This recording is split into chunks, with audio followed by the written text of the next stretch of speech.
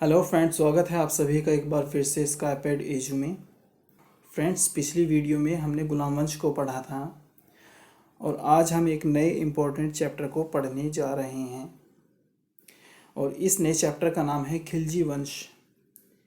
गुलाम वंश के बाद खिलजी वंश गद्दी पर आता है दिल्ली सल्तनत में और आज हम उसी खिलजी वंश को पढ़ेंगे, उसके शासकों को पढ़ेंगे और उनकी उपलब्धियों को पढ़ेंगे। तो आइए फ्रेंड्स शुरू करते हैं। खिलजी वंश, जहाँ पर गुलाम वंश का अंत होता है 1290 में, तो वहीं से खिलजी वंश की शुरुआत होती है और यह वंश 1290 से 1320 तक चलता है। तो इसके जो संस्थापक माने जाते हैं वो हैं जलालुद्दीन खिलजी, जो कि 1290 से 1296 मात्र 6 वर्ष का इनका शासन रहता है और उस 6 वर्ष के शासन में काफ़ी इम्पोर्टेंट घटनाएं, महत्वपूर्ण घटनाएं घटती हैं। उन सब को भी हम आज यहाँ पर पढ़ेंगे। तो पहला पॉइंट वही जो मैंने बताया अभी, 1290 में खिलजी वंश की स्थापना होती है। पिछले वीडियो में हमने पढ़ा था कि गुलाम वंश का अंतिम शासक शमशुद्दीन क्यूमर्स की जलालुद्दीन हत्या कर देता है और वह शमशुद्दीन क्यूमर्स मात्र 4 वर्ष का था। शमशुद्दीन क्यूमर्स अल्पायु का था और उसकी जलालुद्दीन हत्या कर देता है और वहीं से खिलजी वंश की नींव पड़ती है। तो जब जलालुद्दीन उसकी हत्या कर देता है और खिलजी वंश की नींव पड़ती है तो जलालुद्दीन का राज्याभिषेक भी किया जाता है। राज्याभिषेक जो इसका किया जाता है, कैकुबाद एक किले को बनवा रहे थे, उसी अपूर्ण किले में, जैसा कि आप जानते हैं कि कैकुबाद की बीमारी के कारण मृत्यु हो जाती है और वो एक किले का निर्माण करवा रहे थे, एक महल का निर्माण करवा रहे थे। उस महल में जो कि अपूर्ण था, उसी में जलालुद्दीन खिलजी का राज्याभिषेक 1290 में किया जाता है। ये उदार निरंकुशवाद का सिद्धांत अपनाते हैं। शासक बनने से पहले आरिज ए मुमालिक था। तो जो जलालुद्दीन खिलजी हैं वह गुलाम वंश में पहले आरिज ए मुमालिक के पद पर था और बाद में उसने खिलजी वंश की नींव रखी। बुलंदशहर की इख्तियारी भी इसने प्राप्त की थी। चलते हैं नेक्स्ट स्लाइड पर। सुल्तान बनने पर उसने अलाउद्दीन को अमीर ए तुजुक, अलाउद्दीन खिलजी, ये नाम काफ़ी इम्पोर्टेंट हैं, आपने मूवी भी देखी होगी, तो वही ये अलाउद्दीन खिलजी हैं।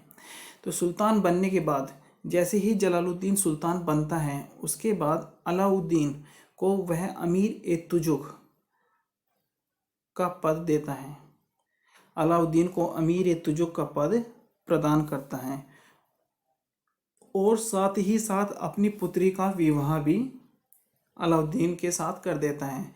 जलालुद्दीन की पुत्री का विवाह अलाउद्दीन के साथ हो जाता है। ऐसा क्यों होता है? उसका कारण है मलिक छज्जू के विद्रोह को कुचलने के लिए। मलिक छज्जू नाम का एक व्यक्ति था, जब वह विद्रोह करता है तो उस विद्रोह को कुचलने में अलाउद्दीन खिलजी महत्वपूर्ण भूमिका निभाता है और अलाउद्दीन को कड़ा मानिकपुर की सूबेदारी इस विद्रोह को दबाने के बाद प्राप्त हो जाती है। रक्त और लौह की नीति जो अब तक चली आ रही थी, जिसको बलबन ने अपनाया था, उसको जलालुद्दीन समाप्त कर देता है। अलाउद्दीन खिलजी अपनी महत्वाकांक्षाओं के लिए जलालुद्दीन की हत्या कर देता है। अलाउद्दीन खिलजी बहुत ही महत्वाकांक्षाओं वाला व्यक्ति था और अपनी महत्वाकांक्षाओं के चलते ही वह जलालुद्दीन की हत्या कर देता है और 1296 में जलालुद्दीन खिलजी की मृत्यु हो जाती है। जब जलालुद्दीन खिलजी की मृत्यु होती है तो शासन अलाउद्दीन खिलजी के हाथ में चला जाता है। यह 1296 से 1316 तक, यानी कि तकरीबन 20 साल का शासनकाल अलाउद्दीन खिलजी का रहता है और धर्म पर राज्य के नियंत्रण के सिद्धांत की स्थापना करता है। धर्म पर राज्य के नियंत्रण, यानी कि राज्य को जो नियम हैं, जो कानून हैं, उनको अधिक महत्व देता है। सॉरी फ्रेंड्स, यहाँ पर तलाउद्दीन लिखा गया है, इसके लिए सॉरी, अलाउद्दीन है ये, थोड़ा सा स्पेलिंग मिस्टेक है सेकंड पॉइंट में, उसके लिए सॉरी। अलाउद्दीन ने सिकंदर द्वितीय सानी की उपाधि धारण की और उसे सिक्कों पर अंकित भी कराया। सिकंदर से काफ़ी प्रभावित अलाउद्दीन खिलजी रहता है, तो इसीलिए उसने सिकंदर द्वितीय सानी की उपाधि धारण की और इसको अपने सिक्के, जो उस समय पर जो मुद्रा चलती थी, सिक्कों पर अंकित भी कराया। यामीन उल खिलाफत और नासिरी अमीर उल मुमनीन की उपाधियाँ भी धारण की। फ्रेंड्स, कई बार उपाधियों से संबंधित क्वेश्चंस भी एग्ज़ाम्स में पूछे जाते हैं, तो इसीलिए इनको बहुत अच्छे से पढ़ें। लास्ट पॉइंट की तरफ चलते हैं। प्रारंभिक शासनकाल में कुछ विद्रोह हुए। ऐसे विद्रोह को समाप्त करने के लिए उसने 4 अध्यादेश जारी किए। इन 4 अध्यादेश में आपको इसकी मानसिकता का पता लग जाएगा कि किस तरीके से अलाउद्दीन सोचता है और किस तरह वह अपने शासन को चलाना चाहता है। तो चलते हैं आगे। 4 अध्यादेश। 4 अध्यादेश में पहला अध्यादेश, दान में प्राप्त भूमि, पेंशन, उपहार वापस ले लिए गए तथा सभी से अधिकाधिक कर लेने का आदेश दिया गया है। ऐसा वह क्यों करता है? क्योंकि उसके समय में जब वह सिंहासन पर बैठता है तो कुछ छोटे मोटे विद्रोह उसके सामने आते हैं, तो उन विद्रोह से निपटने के लिए वह यह 4 अध्यादेश लेकर आता है। तो पहला था दान में प्राप्त भूमि, जिसको भी दान में प्राप्त भूमि दी गई थी उससे वापस ले ली गई। जिसको पेंशन दी जा रही थी उसको वापस ले लिया गया। उपहार जिसको भी दिए गए थे वो सब वापस ले लिए गए और अधिक से अधिक कर लोगों से लिया जाने लगा, जिससे कि लोग विद्रोह न कर सकें। दूसरा इसका इम्पोर्टेंट है अध्यादेश, गुप्तचर विभाग का गठन। गुप्तचर विभाग का गठन इसलिए किया गया था कि जिससे कि उसको पता चल सके कि प्रजा उसके विषय में क्या सोचती है और प्रजा में कोई ऐसा तो नहीं है जो उसके खिलाफ विद्रोह कर रहा हो या विद्रोह को हवा देने का काम कर रहा है। तो इसीलिए गुप्तचर विभाग का गठन किया जाता है और इसका प्रमुख बनाया जाता है बरीद ए मुमालिक। बरीद ए मुमालिक गुप्तचर विभाग का प्रमुख बनाया जाता है। तीसरा अध्यादेश है, शराब, भांग और जुआ खेलने पर रोक लगा दी जाती है। चौथा अध्यादेश, प्रभावशाली व्यक्तियों, सरदारों और अमीरों की दावतों विवाह संबंधों पर प्रतिबंध लगाया गया। ऐसा क्यों करता है? ऐसा इसलिए करता होगा ताकि प्रभावशाली व्यक्ति एक साथ इकट्ठे न हों और उसके खिलाफ कोई विद्रोह न कर सकें। आगे चलते हैं। 1296 में देवगिरी पर आक्रमण।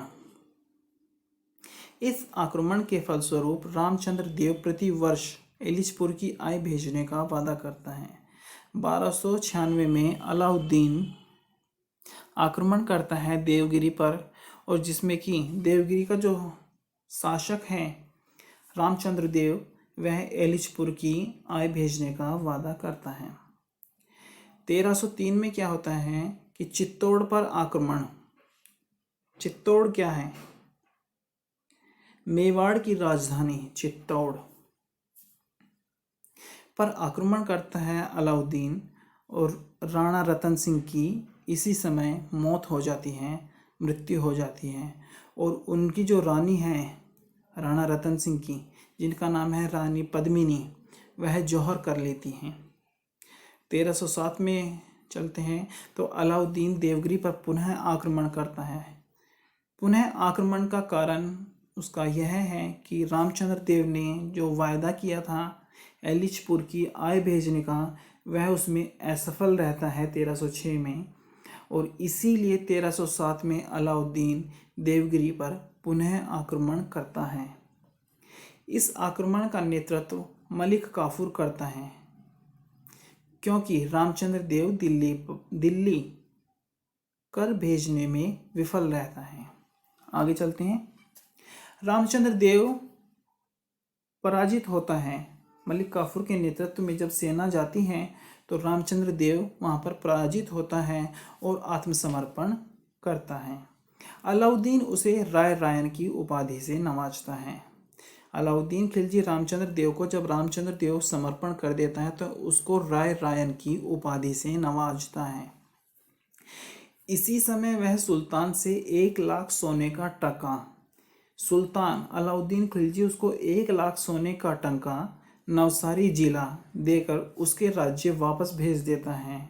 अलाउद्दीन को मलिक काफूर, जिसे 1000 दिनारी, जिसको नेतृत्व करने के लिए भेजा था रामचंद्र देव को पराजित करने के लिए, वह मलिक काफूर, उसको 1000 दिनारी भी कहा जाता है। और अलाउद्दीन को 1000 दिनारी कब मिलता है, यानी कि मलिक काफूर कब मिलता है, उसकी गुजरात विजय के अवसर पर। जब अलाउद्दीन गुजरात की विजय को प्राप्त करता है उसी समय उसे मलिक काफूर भी प्राप्त होता है।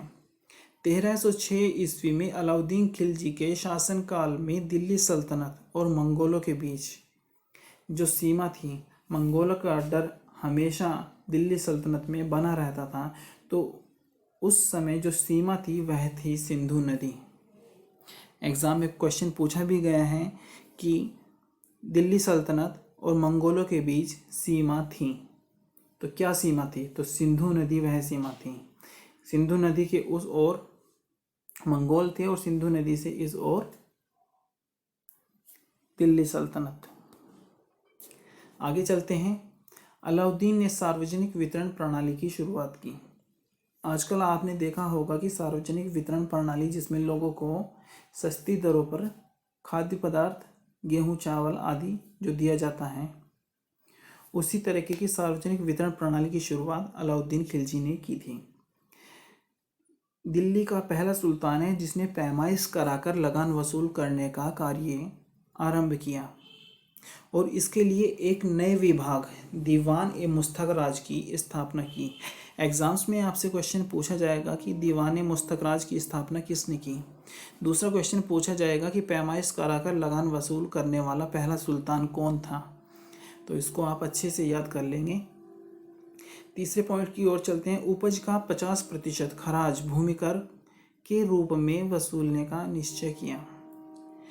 एग्जाम्स में ये भी बार बार क्वेश्चन बनता है कि 50% भूमि कर किसने लगाया था, तो अलाउद्दीन खिलजी ही वह शासक है जिसने 50% भूमि कर वसूल किया था। परंपरागत लगान अधिकारियों के सारे विशेषाधिकार समाप्त किए गए, साथ ही लगान वसूलने का अधिकार भी छीन लिया गया और इनकी भूमि से भी कर लिया जाने लगा। अलाउद्दीन ने उस समय सभी से कर लिया, चाहे वह कोई छोटा जमींदार हो, बड़ा जमींदार हो, कोई बड़ा अधिकारी हो, सभी से कर लिया गया। अलाउद्दीन भारत का प्रथम मुस्लिम शासक था जिसने भूमि की वास्तविक आय पर राजस्व निश्चित किया। राज्य द्वारा दी गई भूमि, पेंशन, धर्मार्थ हेतु दी गई भूमि, जिसको वक्फ भी बोलते हैं, इनाम आदि को छीन लिया गया। सभी से भूमि, पेंशन, जो कि हमने पहले भी पढ़ा था, तो ये सभी चीज़ें वापस ले ली गई। अलाउद्दीन की राजस्व और लगान व्यवस्था का मुख्य उद्देश्य एक शक्तिशाली और निरंकुश राज्य की स्थापना करना था। अलाउद्दीन एक बहुत ही ज़्यादा महत्वाकांक्षी व्यक्ति था जो बहुत ज़्यादा शक्तिशाली बनना चाहता था और अपने राज्य का विस्तार करना चाहता था। तो राज्य को शक्तिशाली बनाने के लिए इसने कई कदम उठाए और उनमें से एक कदम है बाजार नियंत्रण और मूल्य नियंत्रण की नीति को लागू करने वाला अलाउद्दीन खिलजी ही था। मूल्य लगभग स्थिर बने रहें, इसके लिए इसने काफ़ी कदम उठाए। बाजार नियंत्रण आर्थिक सुधारों के तहत लागू किया गया है, यह आर्थिक सुधारों के अंतर्गत आता है। मलिक कबूल को बाजार का अधीक्षक, शहना ए मंडी, या कई बार इसको आप कुछ बुक्स में केवल शहना ही लिखा पाएंगे। तो आप इसको याद रखें, मलिक काबुल को बाजार का अधीक्षक शहना ए मंडी नियुक्त किया। इन आर्थिक सुधारों का उद्देश्य मुद्रास्फीति को नियंत्रित करना और कीमतों में स्थिरता लाना था। ये सुधार दिल्ली और आसपास के क्षेत्रों में ही लागू किए गए थे और साथ ही साथ एक बेहतर राजस्व व्यवस्था जो कि बनाई गई थी और 2 नए कर भी लगाए गए। पहला था चराई कर, दुधारू पशुओं पर जो लगता था, और दूसरा है घरी कर जो कि घरों पर, झोंपड़ियों पर लगाया जाता था। प्रसिद्ध इतिहासकार बर्नी ने सल्तनत काल को वास्तविक इस्लामिक शासन नहीं माना है, क्योंकि अलाउद्दीन ने धर्म पर राज्य का नियंत्रण स्थापित किया था। अलाउद्दीन ने खुम्स होता है लूट का जो धन होता है, अलाउद्दीन ने खुम्स का 4/5 भाग राजस्व में जमा कराया और 1/5 भाग सैनिकों में वितरित किया। 4/5 का मतलब होता है 80% भाग राजस्व में जमा किया और 1/5 यानी कि 20% सैनिकों में वितरित कर दिया जाता था। सर्वप्रथम अलाउद्दीन ने स्थायी केंद्रीय सेना रखने और सैनिकों को नकद वेतन देने की प्रथा चलाई। इससे पहले सैनिकों को नकद वेतन देने की प्रथा नहीं थी। घोड़ों को दागने और सैनिकों का हुलिया संबंधी अभिलेख रखने की प्रथा आरंभ की कि युद्ध के समय घोड़ों को बदलना पड़ता है, जिससे कि बार बार एक ही घोड़े का उपयोग न हो। घोड़े थक जाते हैं, घोड़ों को चोट भी लग जाती है, तो घोड़ों को बदलना पड़ता है युद्ध के समय में, तो इसीलिए घोड़ों को दागने की प्रथा का आरंभ किया। सैनिकों का हुलिया संबंधी अभिलेख रखने की प्रथा भी आरंभ की। बर्नी के फतवा-ए जहांदरी तथा तारीख फिरोज शाही से भी अलाउद्दीन के विजय अभियानों का पता चलता है। तो बर्नी ने कुछ रचनाएं लिखी हैं, जैसे कि फतवा-ए जहांदरी और तारीख फिरोज शाही। इनसे अलाउद्दीन खिलजी के विजय अभियानों का पता चलता है। 1316 में अलाउद्दीन खिलजी की मृत्यु हो जाती है। इसकी मृत्यु के बाद शिहाबुद्दीन खिलजी 1316 में सुल्तान बनता है। अलाउद्दीन खिलजी ने अपने छोटे पुत्र शिहाबुद्दीन को उत्तराधिकारी घोषित किया था, जो अलाउद्दीन की मृत्यु के बाद दिल्ली का सुल्तान बना था। ऐसा माना जाता है कि उसके बड़े पुत्र योग्य नहीं थे, इसलिए छोटे पुत्र को उसने पहले ही उत्तराधिकारी घोषित कर दिया था। सुल्तान बनने के समय शिहाबुद्दीन मात्र 6 वर्ष का था। शिहाबुद्दीन का शासन बेहद छोटा रहा, वह लगभग 1 माह तक सुल्तान रहा। शिहाबुद्दीन के शासनकाल में मलिक काफूर उसका संरक्षक बनकर रहा। शिहाबुद्दीन के शासनकाल में कुतुबुद्दीन मुबारक खिलजी अलाउद्दीन का पुत्र मलिक काफूर की हत्या कर देता है। कुतुबुद्दीन मुबारक खिलजी अलाउद्दीन का बड़ा पुत्र है, जो कि मलिक काफूर की हत्या कर देता है और मलिक काफूर का स्थान ले लेता है, अर्थात शिहाबुद्दीन जो कि शासक था, मात्र 6 वर्ष का था, उसका संरक्षक बन जाता है। अब कुतुबुद्दीन मुबारक खिलजी शासन को अपने हाथ में लेता है, क्योंकि शिहाबुद्दीन खिलजी अल्पवयस्क था, छोटा था, मात्र 6 वर्ष का था। इसलिए कुतुबुद्दीन मुबारक खिलजी अपने हाथ में शासन को लेता है और 1316 से 1320 तक शासन करता है। पृथ्वी का खलीफा जैसी उपाधियों को धारण करता है और भी अन्य उपाधियां जैसे अल इमाम, उल इमाम, खिलाफत उल्लाह आदि धारण करता है। खुसरो खां ने मुबारक खिलजी के शासनकाल में नायाब ममलिकात का पद प्राप्त किया। खुसरो खां को हम आगे पढ़ेंगे, ये भी महत्वपूर्ण पदों पर रहेगा। तो खुसरो खां मुबारक खिलजी यानी कि कुतुबुद्दीन मुबारक खिलजी के शासनकाल में नायाब ममलिकात जैसे बड़े पद पर बैठता है या बड़े पद को प्राप्त करता है। अंततः वजीर खुसरो खां ने ही 1320 ईस्वी में मुबारक खिलजी की हत्या करवाई थी। 1320 में कुतुबुद्दीन मुबारक खिलजी का शासनकाल भी समाप्त हो जाता है और अब यहाँ पर खुसरो खां जो है सुल्तान बनता है और बहुत छोटा शासनकाल यहाँ पर अप्रैल से मात्र सितंबर तक। खुसरो शाह के जो गुरु हैं निजामुद्दीन औलिया, निजामुद्दीन औलिया को हम तुगलक वंश में भी पढ़ेंगे। निजामुद्दीन औलिया का बेहद इम्पोर्टेंट रोल आपको देखने को मिलेगा तुगलक डायनेस्टी को जब हम पढ़ेंगे वहाँ पर। अभी यहाँ पर इतना ही पढ़ेंगे कि निजामुद्दीन औलिया जो हैं वो गुरु हैं खुसरो शाह के, और खुसरो शाह कुतुबुद्दीन मुबारक खिलजी का वजीर था जो अब अप्रैल 1320 में सुल्तान बन बैठा है। 1320 ईस्वी में ही गाजी मलिक के साथ एक युद्ध में खुसरो शाह पराजित होता है और मारा जाता है। जब खुसरो शाह भी मृत्यु को प्राप्त करता है, इस प्रकार यहाँ पर खिलजी वंश का अंत हो जाता है और खिलजी वंश भी समाप्त हो जाता है। और खिलजी वंश के बाद दिल्ली सल्तनत में एक नए वंश का उदय होता है जिसको तुगलक वंश, तुगलक डायनेस्टी के नाम से जाना जाता है। और यही गाजी मलिक जिसने खुसरो शाह को पराजित किया, तुगलक वंश का संस्थापक कहा जाता है। तो तुगलक वंश को हम आने वाली वीडियो में पढ़ेंगे। इस वीडियो में हमने खिलजी वंश को पढ़ा है। आई होप कि वीडियो आपको अच्छी लगी होगी। अगर वीडियो आपको अच्छी लगी है तो प्लीज़ वीडियो को लाइक करें, शेयर करें और चैनल को सब्सक्राइब करें। इससे पहली वीडियो में हमने गुलाम वंश को पढ़ा था। अगर आपने वो वीडियो नहीं देखी हैं तो प्लीज़ आप उसको भी जाके देखिए, तभी आप अच्छे से दोनों को, गुलाम वंश को और खिलजी वंश को लिंक कर पाएंगे और ज़्यादा चीज़ें आप याद रख पाएंगे। आने वाली वीडियो में हम तुगलक वंश को पढ़ेंगे और जल्द से जल्द अभी हम यूकेपीएससी पर फोकस करेंगे। उत्तराखंड पीसीएस का जो पेपर अप्रैल में होने जा रहा है उसको हम फोकस करेंगे और कोशिश करेंगे कि जितना ज़्यादा से ज़्यादा हो सके हम पढ़ लें।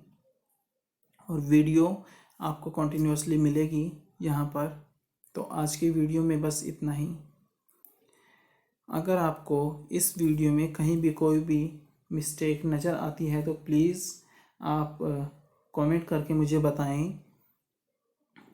और वीडियो अगर आपको अच्छी लगी हो तो वो भी आप बता सकते हैं।